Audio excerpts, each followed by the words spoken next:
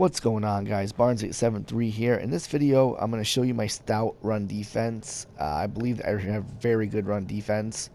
Okay, so if you don't have the 4-4 split in your defensive formations or defensive playbook, then you need to put it in there.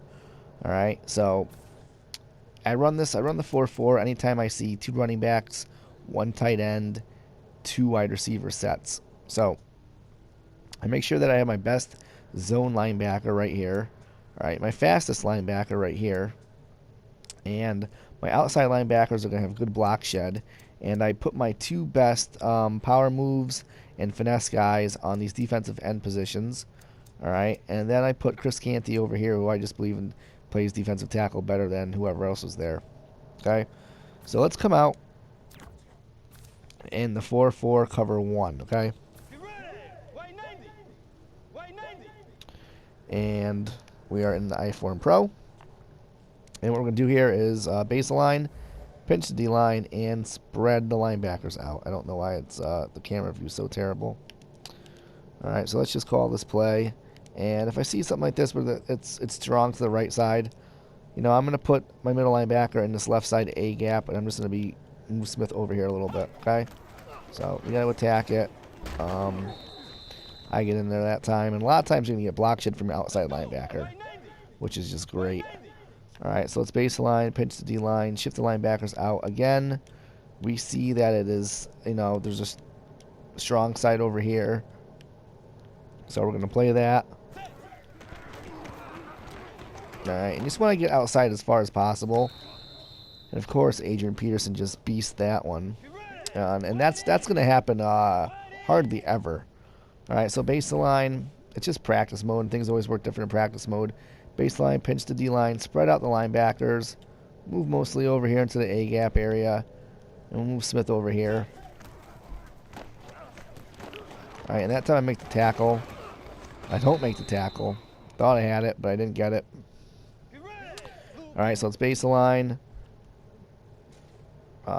Shift the or pinch the D-line, and let's spread out the linebackers, and again we'll put him over here and put him about here.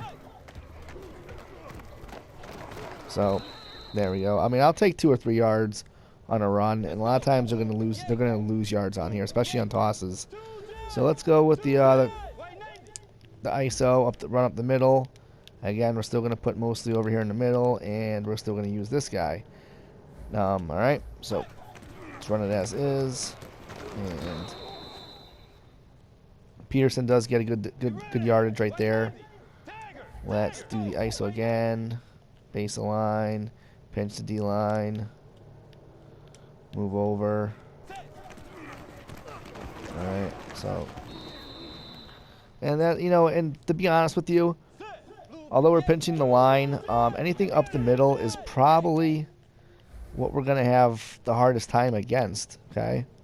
So let's spread out the linebackers. And let's run this.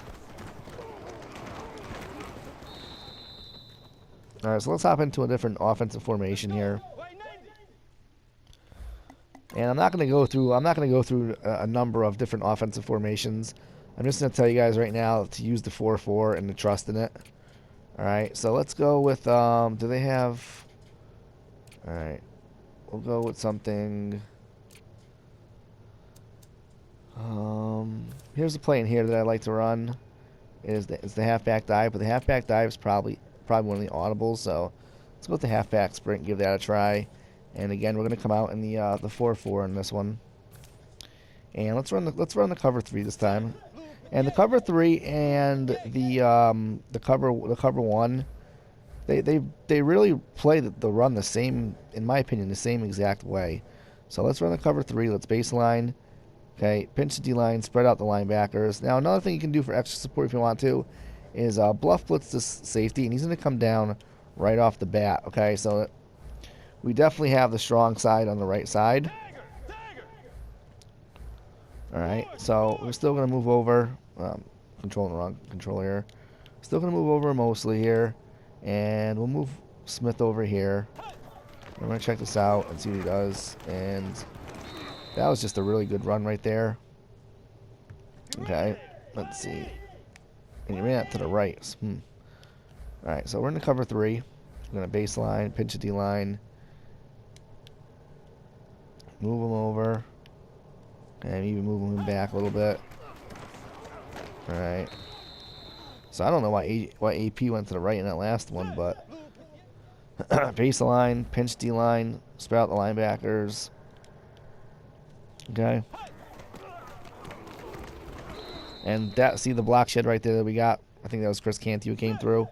Alright, baseline, pinch D-line, spread out the linebackers, move mostly over into the A gap. Alright.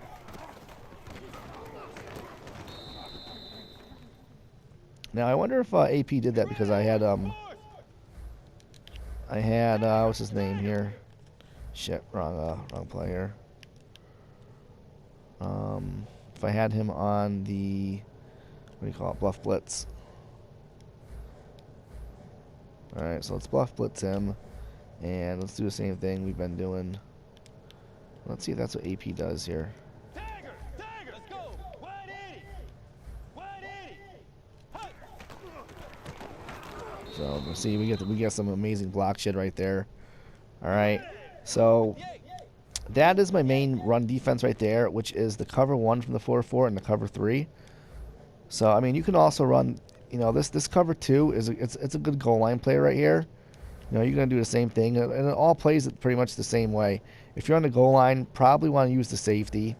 And if you're on the goal line, you probably want to put these guys on purple zones if you're on the goal line, okay? So, and he's going to get by on that one. Alright. So let's just run that one more time, the cover 2 invert. Alright, so that's how you're going to run that. And, you know, if you do see it like that, again, probably pick these guys up a little bit, push them back. So say you're on the goal line, this is what you want to run, something like this. Alright. Now let's get into, say that it is 1st and 10 or 2nd and 10, and they come out in 3 wide receivers, okay? You see 3 wide receivers are coming out, and you're like, well, they're probably going to run the ball. And let's come out in something like this. Again, it's 1st down. Let's find a, Jesus, no inside zones here.